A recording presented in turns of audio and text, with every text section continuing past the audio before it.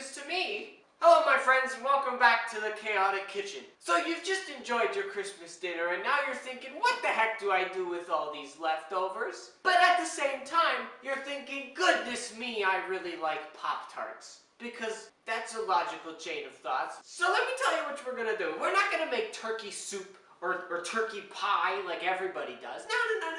We're gonna make turkey Pop-Tarts.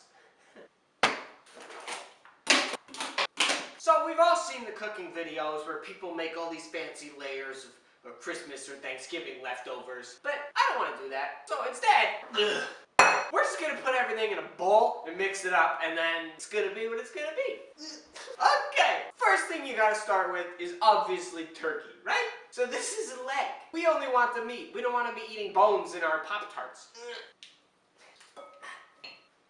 Save that as a snack. Break it up a little bit. We don't want to have big hunks of meat. And you definitely have more than just one leg left over. So just add some more turkey. What goes perfect with turkey? Stuffing. I don't know, handful or two. Cranberry sauce. Nice. Be sure to season.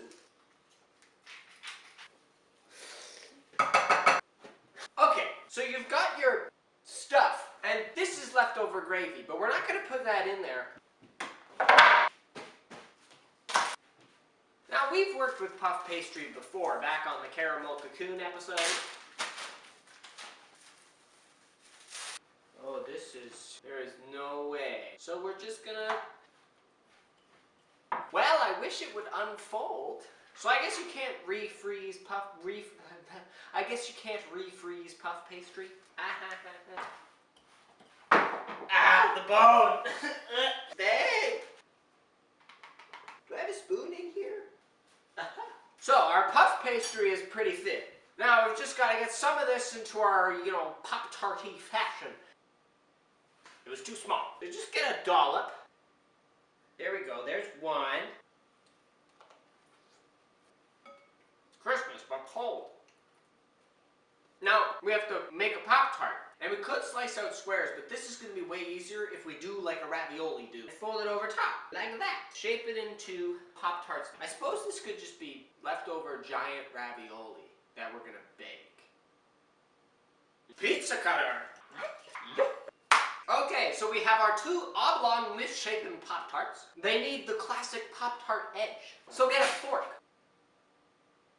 And unfortunately, we have to cut a couple holes. I know Pop-Tart, well, actually, we have to cut vent holes, and Pop-Tarts have those little dots on the top. So let's use a skewer and make like dots. Now get your Pop-Tarts into the fridge to chill off while you heat your oven to 425 degrees. So the oven's nice and hot, these are nice and cold. We got an egg, we're gonna give them a wash. As much as I'm curious as to how these would cook in the toaster, I don't want to burn my house down. So bake these at 425 for probably 20 minutes. Beautifully golden brown. Now you know the drill. We gotta let them cool a little bit before we taste it. Well, isn't that just the prettiest thing you've ever seen the day after Christmas? So it only took 15 minutes. I've warmed the gravy, spoon it on top.